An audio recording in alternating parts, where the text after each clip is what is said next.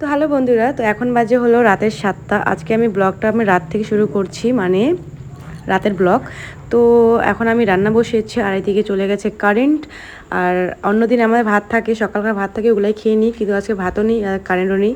তো যাই হোক, আজকে কী রান্না করি সব শেয়ার করবো তোমার সাথে। আর মাম্মামের পাপা গেছে হলো বাজার করতে, তো জানি না কী বাজার নিয়ে আসে। আমি তো বলেছি পাট শাক নিয়ে আসতে, কারণ পাট শাকের ঝোল খেতে আর আলু সিদ্ধ খেতে আমাকে ভীষণ ভালো লাগে। তো ওটাই বলছে আনতে, কারণ সারাদিন তো মাছ মাংসের মধ্যে খেতেই হয়, কারণ আমাদের দোকানে রান্না হয় মাছ মাংস এনি টাইম। তারপর আমার বর নিয়ে চলে আসলো সবজি। এখানে আছে হলো মূলা শাক আছে, আর এখানে আছে হলো কি কচু।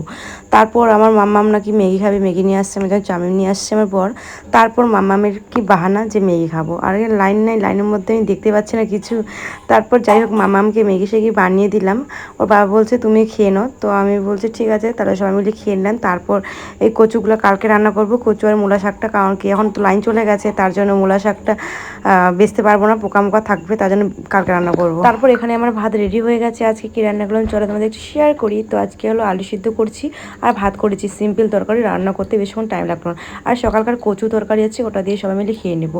আর যাই হোক, এখন আমার বরকে ভাত দিব। এখানে শেষ। তো ব্লগটা কেমন লাগলো না লাগলো একটু কমেন্ট করে জানাবা, কারণ ব্লগ করতে অনেক টাইম লাগে, এডিট করতে লাগে অনেক কিছু, তো মাথা ঘুরে যায়, তার জন্য আমি ব্লগ করি না। তো যাই হোক, আজকে অনেকদিন পর একটা ব্লগ দিলাম তোমাদের সাথে, একটু শেয়ার করবো যে কেমন হয়েছে। ঠিক আছে, টাটা।